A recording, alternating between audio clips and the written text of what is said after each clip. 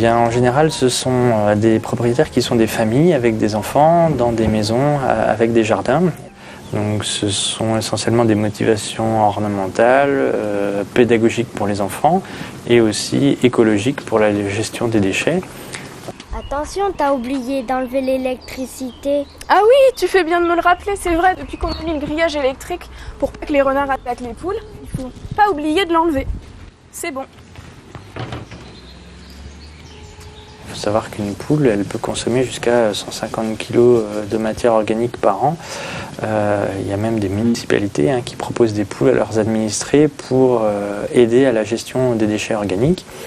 Et en contrepartie de cette gestion des déchets organiques, les poules, tous les jours, elles donnent un œuf, ce qui est la principale caractéristique de ces poules qui, en général, ne sont pas consommées par les propriétaires.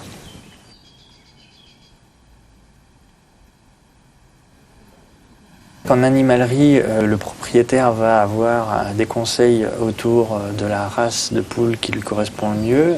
Au sein d'une clinique vétérinaire, le propriétaire va rencontrer du personnel de santé qui va lui permettre d'avoir un conseil avisé sur la gestion de ces animaux, ainsi qu'un plateau technique en cas de problème.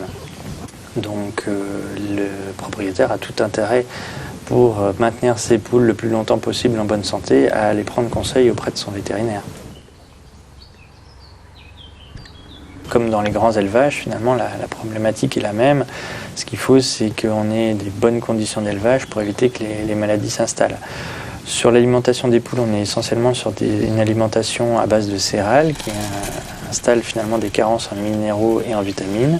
Donc ce qu'il faut, c'est une complémentation minérale et vitaminique qui permet d'éviter tout ce qui est problème de croissance ou de chute de ponte. Donc cette complémentation se met facilement en place par l'eau de boisson, donc elle est à la portée des propriétaires sans aucun problème.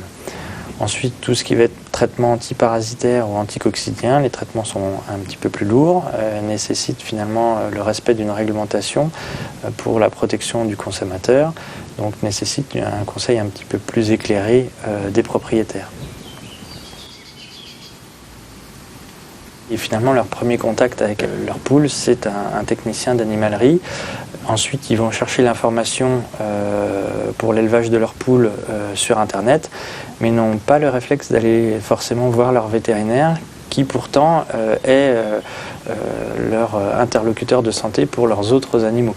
Or, les poules, ce sont des animaux de compagnie qui sont tout à fait à même d'être gérés par le vétérinaire.